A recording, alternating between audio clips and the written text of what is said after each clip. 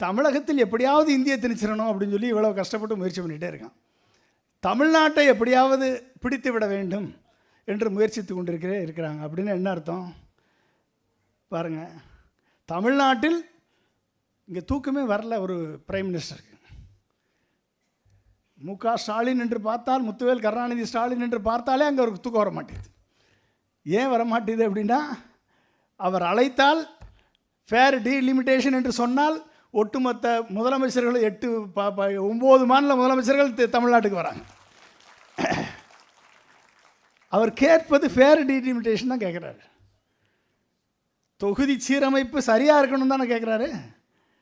நியாயமான கோரிக்கை அவர் கேட்கும் பொழுது அவர் இங்கு இருக்கக்கூடாது, தமிழகத்தில் ஆட்சியில் அமரக்கூடாது. ஒரு 3 ஆண்டு காலம் தேர்ந்தெடுக்கப்பட்ட தமிழகத்தின் ஆட்சியை நடத்தவே விடாமல் செய்தார் ஒரு RSS ரவி என்பவர், RN ரவி என்பவர்.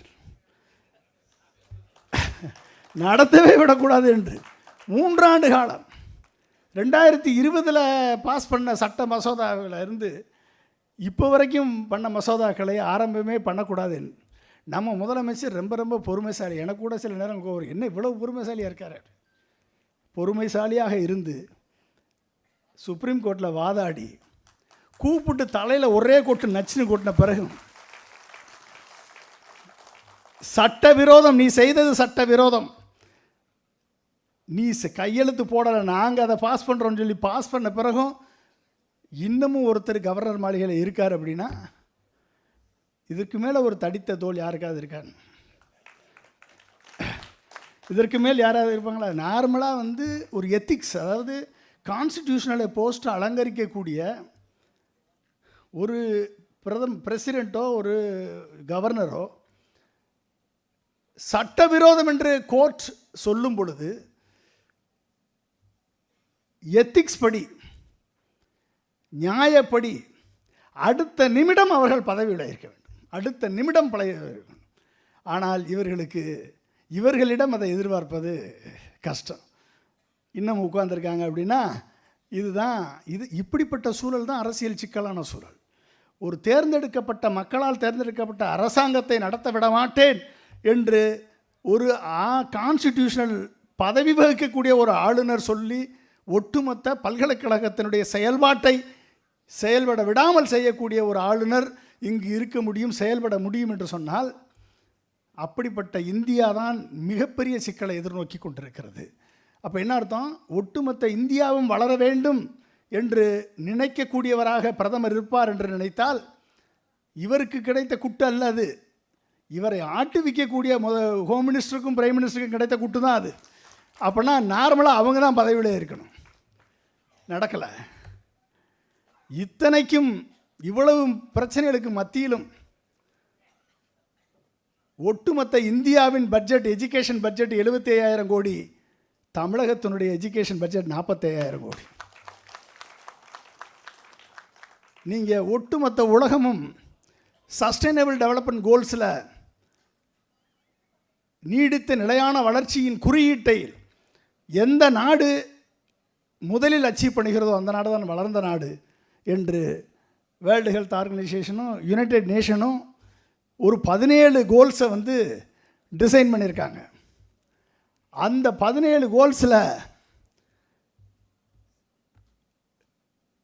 முதல் மாநிலமாக இருப்பது தமிழகம். அச்சீவ் பண்ணதில் ஆக்சுவலாக 4வது ரேங்க். அது 4வது ரேங்க்னா சின்ன சின்ன மாநிலங்கள் சிறிய மாநிலங்கள் வகையில் வரும். பெரிய மாநிலங்களில் முதல் மாநிலமாக இருப்பது தமிழகம். அதில் முதல் கோல் மினிஸ்டர் ஒதுக்கக்கூடிய health and wellbeing. First goal health and wellbeing. அடுத்த கோல் நீங்கள் பார்த்தீங்க அப்படின்னா கிட்டத்தட்ட 6 கோலில் தமிழகம் முதலில் இருக்கிறது. 174 மதிப்பெண்களை பெற்று இந்தியாவில் முதல் மாநிலமாக தமிழகம் இருக்கிறது. Sustainable development goals. அப்போ இந்தியாவிற்கு அடையாளத்தை காண்பிக்கக்கூடிய முதல் மாநிலமாக இருக்கக்கூடிய மாநிலம் தமிழகம் என்று சொன்னால் இந்த தமிழகத்தில் ஆட்சி புரியக்கூடிய திமுகவை அகற்ற வேண்டும் என்று சொல்வது எந்த வகையில் அது ஒரு அரசியலிலே ஒரு மோசமான நடவடிக்கையாகும். அப்போ அந்த சிக்கல் தான் இப்போ அவங்களுக்கு மிகப்பெரிய சிக்கலாக இருக்குது. ஏனென்று சொன்னால் பாராளுமன்றத்தில் 3 மாநிலத்தின் குரல்கள் தான் ஒலிக்கிறது. ஒன்று தமிழகம், இன்னொன்று கேரளம், இன்னொன்று வெஸ்ட் பெங்கால். கேரளமும் வெஸ்ட் பெங்கால் அப்பப்போ ஒலிக்கும். ஆனால் இங்கே 39 பேரில் எத்தனை பேர் எழுந்திரிச்சு பேசுகிறாங்கன்னா யாருக்குமே பதில் சொல்ல முடியல, ஒருத்தருக்கும் பதில் சொல்ல முடியல. அப்போ அந்த அளவிற்கு உரிமை குரல் ஒலிக்கிறது. இந்த உரிமை குரலை ஒலிக்க வேண்டும், இந்த உரிமை குரலை அடக்க வேண்டும் என்று நினைப்பதின் காரணமாகத்தான் திராவிட கட்சிகளையே ஒழிப்பேன் என்று சூளுரைத்த பிஜேபி இன்றைக்கு திராவிட கட்சிகளில் ஒன்றான அதிமுகவை கபலீகரம் செய்து அந்த அதிமுக இப்போதைக்கு லீஸ்க்கு விடப்பட்டிருக்கிறது. ஏற்கனவே அதாவது உண்மையான அதிமுகவை தோற்றுவித்தவர் எம்ஜிஆர், அதை வளர்த்தெடுத்தவர் ஜெயலலிதா அவர்கள். 2 பேருமே திராவிட சித்தாந்தத்தை முன்னெடுத்தவர்கள். இன்றைக்கு அதை குத்தகைக்கு எடுத்தவர், லீஸுக்கு எடுத்தவர் எடப்பாடி பழனிசாமி அவர்கள். அப்போ குத்தகைக்கு எடுத்தவர் இப்போ சப்லீஸுக்கு விட்டார். அதுதான் பிரச்சனை. சப்லீஸுக்கு விட்டதுனால தான் விட்டு பக்கத்தில் கூட்டு வந்து அழைத்து வரவில்லை, என்னை இழுத்து வர செய்திருக்கிறீர்கள். பக்கத்தில் உட்காந்து பேச புனிஞ்சு அவரால். எப்படிப்பட்ட நிலைமை இருக்குது? ஒரு அண்ணா திராவிட முன்னேற்ற கழக தொண்டன் எந்த அளவிற்கு மனதை நோகடிக்கக்கூடிய செயல் அன்றைக்கு செய்யப்பட்டிருக்கிறது. திராவிட கட்சிகளே அழிப்பேன் என்று சொன்ன ஒரு கட்சி யாரோடெல்லாம் அந்த பிஜேபி என்ற கட்சி சேருகிறதோ, வாலி மாதிரி அந்த கட்சி யார்கிட்டெல்லாம் முன்னால் நிற்கிதோ அவங்களுடைய ஒட்டுமொத்த பலத்தையும் உருவிடுவான். பலவீனத்தை நம்மகிட்ட கொடுத்துட்டு சோழியை முடிச்சுட்டு போயிட்டே இருப்பான். இது நடந்தது யாருக்கு? சிவசேனாவுக்கு நடந்திருக்கு, இது நடந்தது நிதிஷ்குமாருக்கு நடந்திருக்கு, இது நடந்தது அஜித் பவாருக்கு நடந்திருக்கு, சரத்பவாருக்கு நடந்திருக்கு, இது நடந்தது அகாலிதளுக்கு நடந்திருக்கு, இப்போ நடக்கிறது எடப்பாடிக்கு நடக்குது. அப்போ பிரச்சனை என்னென்னா, தமிழகத்தில் யார் மூலமாக சவாரி செய்ய முடியும் என்பதை முடிவெடுத்து இந்த தமிழகத்தில் அதிமுகவை தான் நம் அழிக்க வேண்டிய முதல் கட்சி, அதிமுக அழித்தால்தான் 2வது திமுகவை அழிக்க முடியும் என்ற எண்ணத்தோடு அவர்கள் உள்ளே நுழைந்திருக்கிறார்கள் என்பது எடப்பாடி அவர்களுக்கும் தெரியும். அவருக்கு தெரியாமலாம் ஒன்றும் கிடையாது, வேறு வழியே இல்லாமல் ஏதோ ஒன்றில் மாட்டிக்கிட்டு முடித்தது மாதிரி தான் உட்காந்துருந்தார். கரெக்டு தானே? அப்போ பிரச்சனை என்னென்னா, ஒட்டுமொத்த அனைத்திந்திய அண்ணா திராவிட முன்னேற்ற கழகத்தினுடைய தொண்டர்கள் இன்றைக்கு அடமானம் வைக்கப்பட்டிருக்கிறார்கள். தன்னை அழிப்பதற்கு ஒரு கட்சியை அடமானம் வைக்க முடியுமா? யாராவது அடமானம் வைக்க முடியுமா? உனக்கு பிரச்சனை அப்படின்னா நீ எல்லாம் சம்பாரிச்சிட்ட, சொத்து சேர்த்துட்ட, எல்லாம் பண்ணிட்ட, அதனால தான் இன்றைக்கி பிரச்சனையே. அப்போ நீ பேசாமல் ஒதுங்கிக்கணும், அடுத்த தலைமுறைக்கு வழிவிடணும். 2ஆம் தலைமுறைக்கு வழிவிட்டிருந்தால் அதிமுக காக்கப்பட்டிருக்கும். அது நடக்கலை. அப்போ பிரச்சனை ஒட்டுமொத்த உலகமும் இந்தியாவை ஒரு மார்க்கெட்டாக பார்க்கிறது. பிஜேபி தமிழகத்தை தனது எதிரியாக பார்க்கிறது. தமிழகம்தான் அவர்களுக்கு எதிரி. அப்போ அந்த தமிழகத்திலே நீட்டை கொண்டு வந்து மருத்துவ கனவை நாசமாக்குகிறார்கள். நியூ எஜுகேஷன் பாலிசியை கொண்டு வந்து தமிழகத்தினுடைய கல்வியை சமஸ்கிருத கல்வியாக மாற்ற பார்க்கிறார்கள். நாங்கள் விவாதித்து கொண்டிருக்கும் போது அவர் சொன்னார், நம்ம ஃப்ரெண்டு, ஒவ்வொரு பள்ளி புத்தகங்கள் இவர்கள் கைகளுக்கு சென்றால் ஒட்டுமொத்த வரலாறும் திருத்தி எழுதப்படும். அதுதான் அவர்களது கனவு, அதுதான் அவர்களது லட்சியம். அதை தடுப்பது ஒரே ஒரு மாநிலம் என்று சொன்னால் அது தமிழகம்தான். அங்கே தான் பிரச்சனை அவங்களுக்கு. அப்படிப்பட்ட ஒரு செயலை செய்யக்கூடாது, எங்களுக்கென்று தனித்துவ உரிமை இருக்கிறது என்று கல்வியிலும் மருத்துவத்திலும் அனைத்து துறைகளிலும் தமிழகம் முன்னே வருவது இந்த தமிழகத்தை பார்த்து அவர்களுக்கு மிகப்பெரிய ஒரு சவாலாக தெரிகிறது. இங்கு எடப்பாடி பழனிசாமி அவர்கள் கையெழுத்து போட்டு விட்டார் என்றால் பிரைம் மினிஸ்டர் ட்வீட் பண்ணுறார். அப்போ எந்த அளவுக்கு க்ளோஸ் அப்சர்வ் பண்ணிட்டு உட்காந்துருக்காங்கன்னு பாருங்கள், எந்த அளவுக்கு க்ளோஸ் அப்சர்வ் பண்ணிட்டு உட்காந்துருக்காங்க பாருங்கள். அப்போ பிரச்சனை என்னென்னா, 1008 பிரச்சனைகள் இருக்கும். ஒரு ஆட்சி என்று சொன்னால் அந்த ஆட்சியில் நல்லதும் நடக்கும், கெட்டதும் நடக்கும், பிரச்சனைகள் இருக்கும், எல்லாமே இருக்கும். ஆனால் ஒட்டுமொத்தமாக அந்த ஆட்சியின் காரணமாக, அந்த ஆட்சியின் பலனாக அந்த ஆட்சி ஒரு அமைதியான ஆட்சியாக இருக்கிறதா? அந்த ஆட்சி அனைவருக்குமான ஆட்சியாக இருக்கிறதா?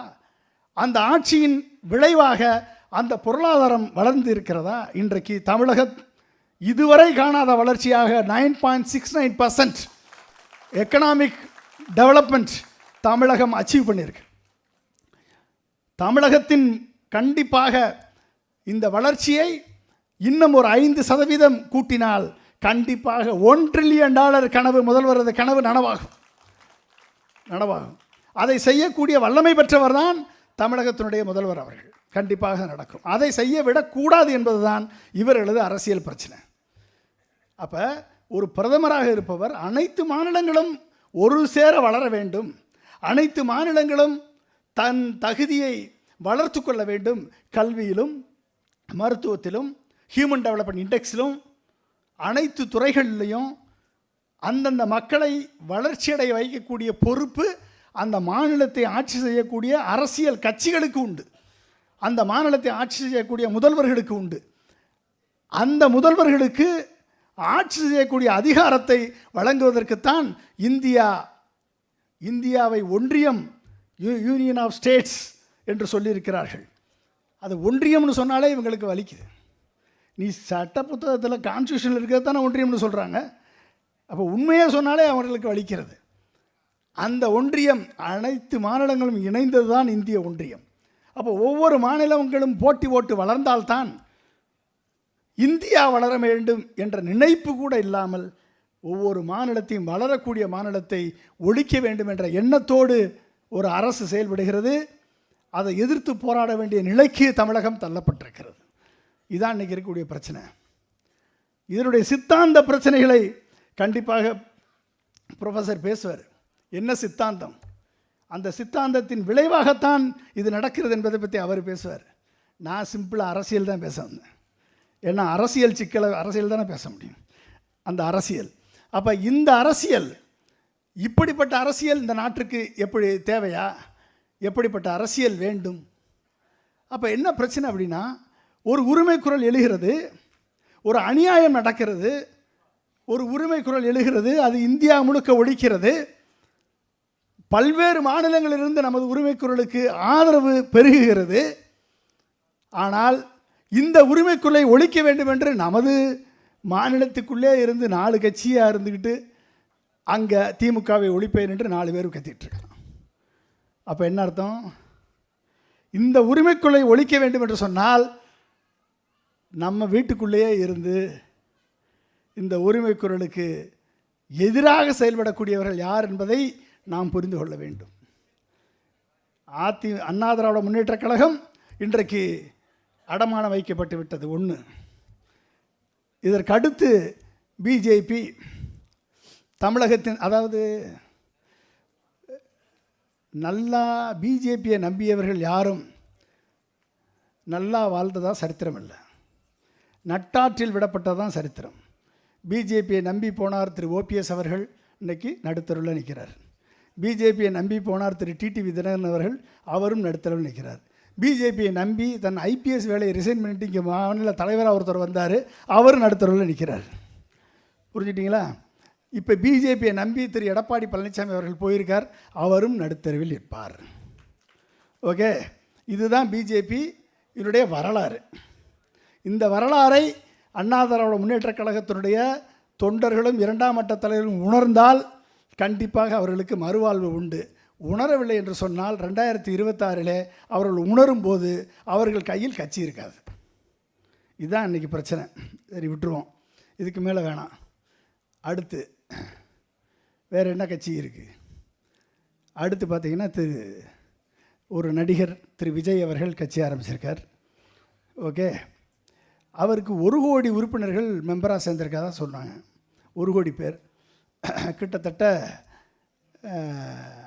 அவரது குரல் திமுகவை மட்டும்தான் எதிர்க்கிறது.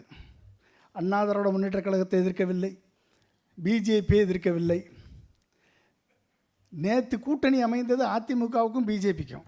ஆனால் அவர் சொல்கிறார் திமுகவுக்கும் பிஜேபிக்கும். யாரை எழுதி கொடுக்குறவன் தப்பாக எழுதி கொடுத்துறான் போல தெரியுது. ஸோ பிரச்சனை என்னென்னா எழுதி கொடுக்குறவங்க தான் பிரச்சனை அவருக்கு. ஏன்னா அவருக்கு யாராவது எழுதி கொடுக்குறத பேசி பேசி பழைய கதை வசனம் ஸ்கிரிப்டை பார்த்து தான் பழக்கம்.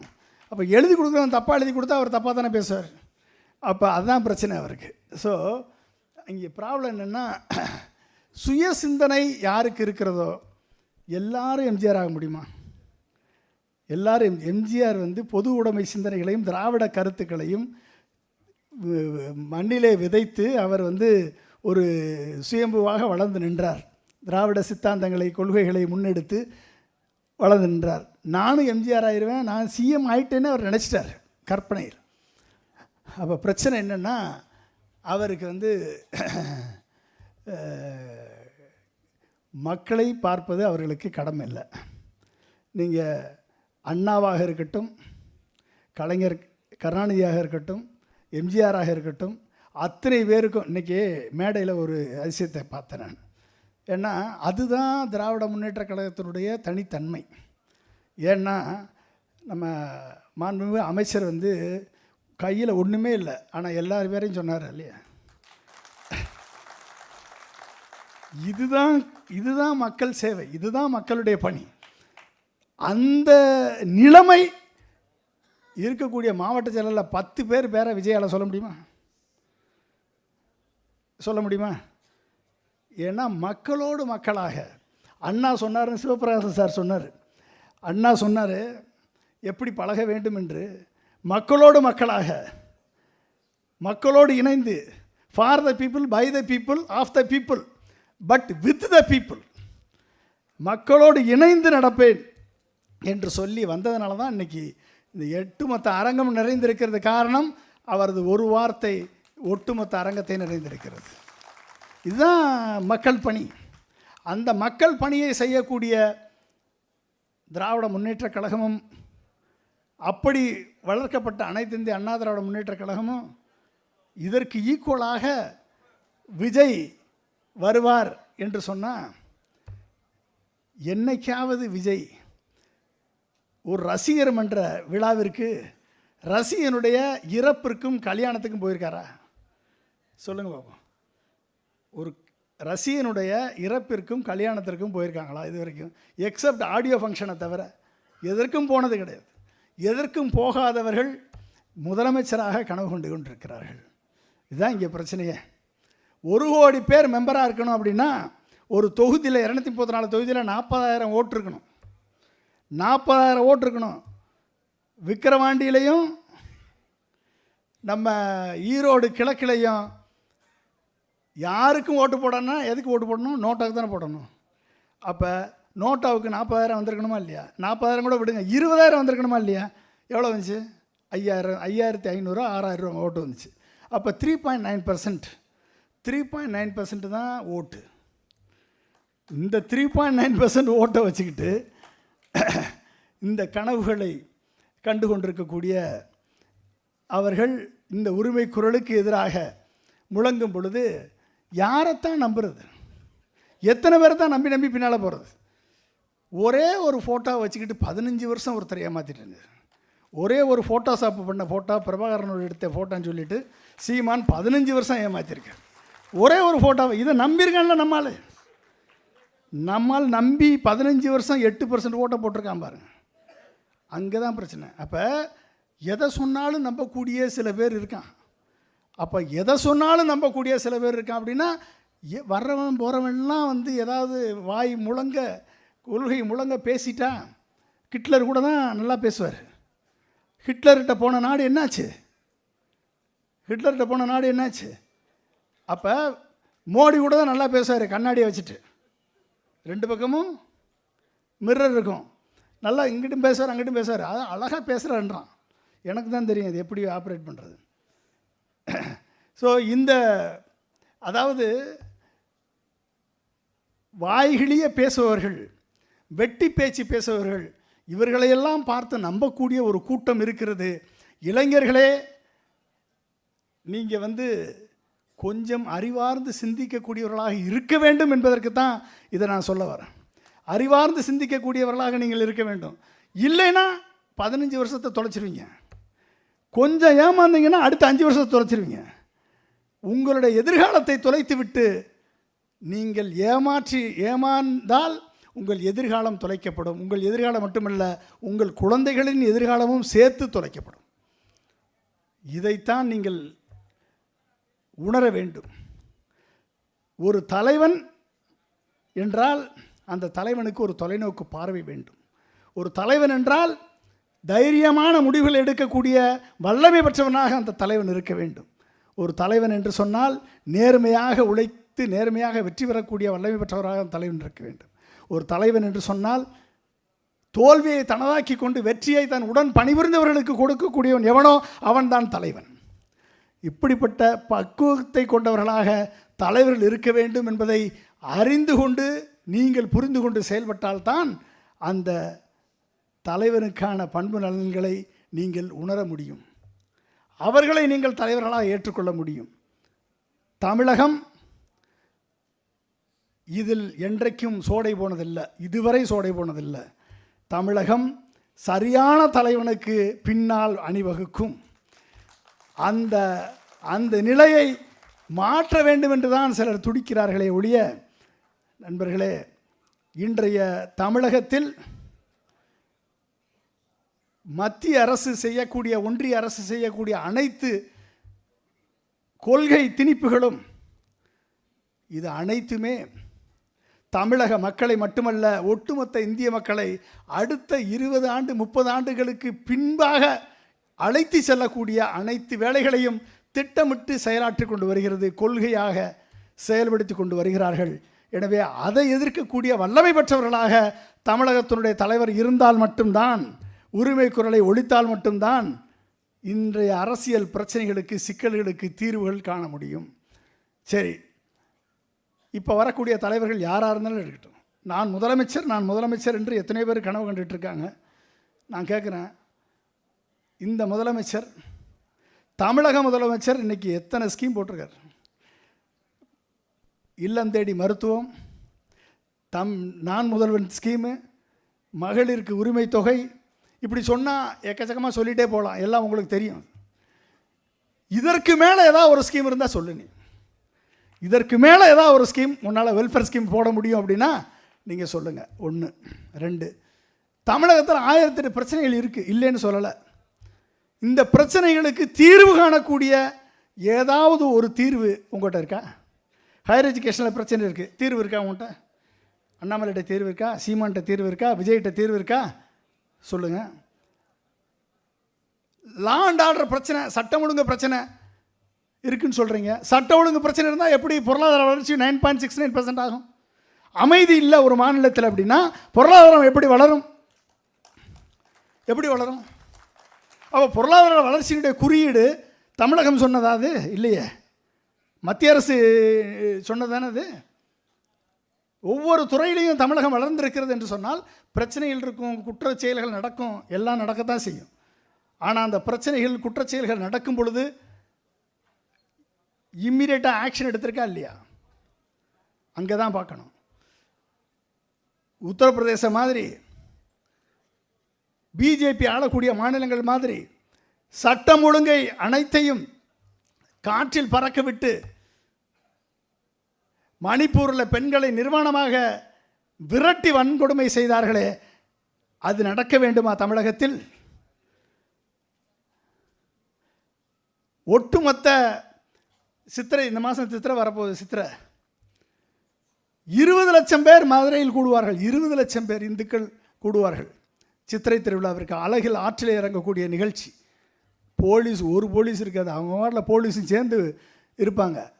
அங்கங்கே இருக்கக்கூடிய முஸ்லீம் சமுதாய நண்பர்கள் தண்ணி பீச்சடிப்பாங்க, நீராகாரம் கொடுப்பாங்க, பானம் கொடுப்பாங்க, அத்தனையும் நடக்கும். எந்த பிரச்சனையுமே நடக்காது, எதுவுமே இல்லை. ஆனால் இந்த பிள்ளையார் சிலையை தூக்கிட்டு வருது 1 லட்சம் கொடுத்து கூப்பிட்டு வந்து அவன் பண்ணுற அட்டகாசம் இருக்கே, அங்கே தான் பிரச்சனையே வருது. தமிழகம் ஒரு நல்லிணக்கமான மாநிலம். நல்லிணக்கத்தை, அனைத்து மதங்களையும் நல்லிணக்கத்தோடு பார்க்கக்கூடிய மாநிலம்தான் தமிழகம். இதில் பிரச்சனை வர வேண்டும், இங்கு கலவரம் வெடிக்க வேண்டும், சட்ட ஒழுங்கு சீர்கட வேண்டும் என்று நினைக்கக்கூடிய அரசியல் சிக்கலை உருவாக்க வேண்டும். அரசியல் ஒரு ஸ்டேல்மேட்டை உருவாக்க வேண்டும் என்று திட்டம் போட்டு செயல்படக்கூடிய ஒரு கூட்டம் தமிழகத்தை பிடிக்க வேண்டும் என நினைக்கிறது. எனவே இதையெல்லாம் எதிர்த்து செயல்பட வேண்டிய தருணம் இன்றைய பொதுமக்களுக்கும் இளைஞர்களுக்கும் மாணவர்களுக்கும் இருக்கிறது என்பதை நாம் உணர வேண்டும். நண்பர்களே, இனத்தை கையில் எடுத்த நாடு அழிந்ததாகத்தான் வரலாறு. பேரினவாதத்தை, யூதர்களை ஒழிப்பேன் என்று முழங்கிய ஹிட்லர் முழங்கினான். 2ஆம் உலகப் போர் பிறந்தது, பெர்லின் சுவர் எழுந்தது, ஜெர்மனி அழிந்தது.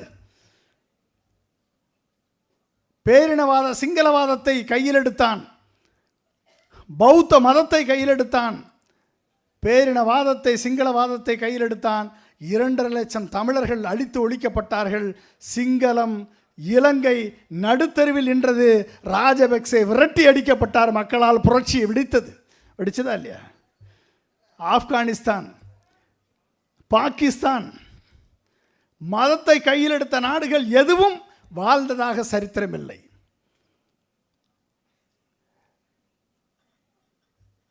துபாய், குவைத், சவுதி அரேபியா அனைத்துமே மதத்தை கையில் எடுத்த நாடுகள் தான். மசூதி தான், மன்னராட்சி தான் அங்கே. ஆனால் அவன் அறிவை இறக்குமதி செய்தான், ஆயிலை ஏற்றுமதி செய்தான். அது சொர்க்க பூமியாக மாறி நிற்கிறது, அனைவருக்குமான இடமாக அது மாறி நிற்கிறது. ஆனால் மதத்தை அவர்கள் மசூதியில் வைத்தார்கள், அறிவை இறக்குமதி செய்தார்கள், ஆயிலை ஏற்றுமதி செய்தார்கள். இதே சிங்கப்பூர், தமிழர்களால் தான் இந்த சுதந்திரம் கிடைத்தது, தமிழர்கள் தான் இந்த சிங்கப்பூரை நிர்மாணித்தார்கள் என்று சொல்லி தமிழ் மொழிக்கு முக்கியத்துவம் கொடுத்து, தமிழுக்கும் சீன மொழிக்கும் மலேய மொழிக்கும் முக்கியத்துவம் கொடுத்து அனைவருக்குமான வாழ்க்கை தரத்தை உயர்த்தி காட்டினார்கள் Singapore. Lee Kuan Yew. Singapore இன்றைக்கு வளர்ந்த நாடுகளில் ஒன்றான நாடு. எந்த நாடு மதத்தை கையில் எடுக்கிறதோ அந்த நாடு அழிவை சந்திக்கும் என்பது வரலாற்று உண்மை. இந்தியா அதனால்தான் secular state, a state, liberty, equality, fraternity என்ற 3 தத்துவத்தை மனதில் கொண்டு இந்தியாவினுடைய அரசியலமைப்பு சட்டம் வடிவமைக்கப்பட்டது. இந்த 3ஐயும் ஒழிக்க வேண்டும், செக்யூலர் கேரக்டரிஸ்டிக்ஸை ஒழிக்க வேண்டும் என்பதுதான் இவர்களது அரசியல் சிக்கல். இந்த சிக்கல்களை எல்லாம் நாம் தீர்க்க வேண்டும் என்று சொன்னால் அதற்கு அறிவார்ந்த சிந்தனை ஒன்றுதான், தேர்ந்தெடுத்த சிந்தனை ஒன்றுதான். இவர்களால் இந்த நாட்டுக்கு நன்மை உண்டா இல்லையா என்பதை சிந்தனை ஒன்றுதான். நமக்கல்ல.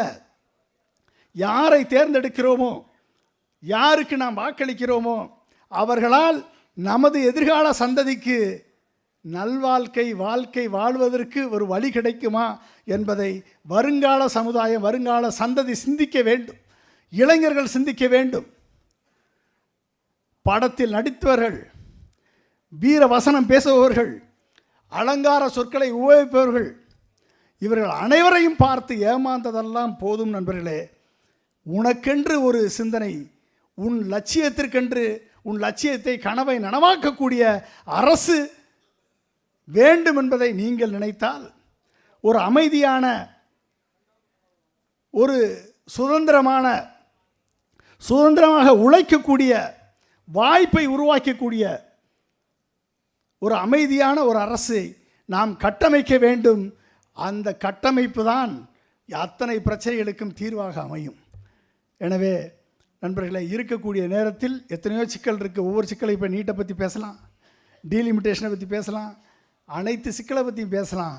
ஆனால் எல்லா சிக்கல்களுக்கும் தீர்வு நீங்கள் தேர்ந்தெடுக்கக்கூடிய தலைவன் உண்மையான தலைவனாக, நேர்மையான தலைவனாக, அனைத்து மக்களையும் அரவணைத்து செல்லக்கூடிய தலைவனாக இருந்தால் கண்டிப்பாக அந்த அரசியல், அனைத்து அரசியல் சிக்கல்களுக்கும் அது தீர்வாக அமையும் என்பதை சொல்லி, நண்பர்களே, உறக்கத்தில் வருவதல்ல கனவு, உன்னை உறங்க விடாமல் செய்வதுதான் கனவு என்று சொன்னார் அப்துல் கலாம் அவர்கள். எனவே உங்கள் கனவு உறங்க விடக்கூடாது, ஏமாந்து விடாதீர்கள். நீங்கள் இந்த முறை ஏமாந்தால் அடுத்த 10 ஆண்டுகளுக்கு 20 ஆண்டுகளுக்கு தமிழகம் உத்தரப்பிரதேசம் மாதிரி மாறிடும், தமிழகம் ராஜஸ்தான் மாதிரி மாறிடும், ராஜஸ்தான் பாலைவனம் மாதிரி மாறிடும் என்பதை மனதிலே கொள்ளுங்கள். உங்களது செலெக்ஷன் இளைஞர்களே கொஞ்சமாவது அரசியல் விழிப்புணர்ச்சியோடு அரசியலை சீர்தூக்கி பார்த்து நாம் தேர்ந்தெடுக்கக்கூடிய தலைவன் சரியான தலைவனா, நாம் தேர்ந்தெடுக்கக்கூடிய இயக்கம் சரியான இயக்கமா என்பதை உணர்ந்து எந்த இயக்கம் மக்களுக்காக பாடுபடுகிறதோ, எந்த இயக்கம் மக்களின் குரலாக ஒலிக்கிறதோ, எந்த இயக்கம் உங்கள் உரிமைகளுக்காக போராடுகிறதோ அந்த இயக்கத்தின் பின்னால் நில்லுங்கள். கண்டிப்பாக உங்களது எதிர்கால சந்ததி வாழும். நன்றி, வணக்கம்.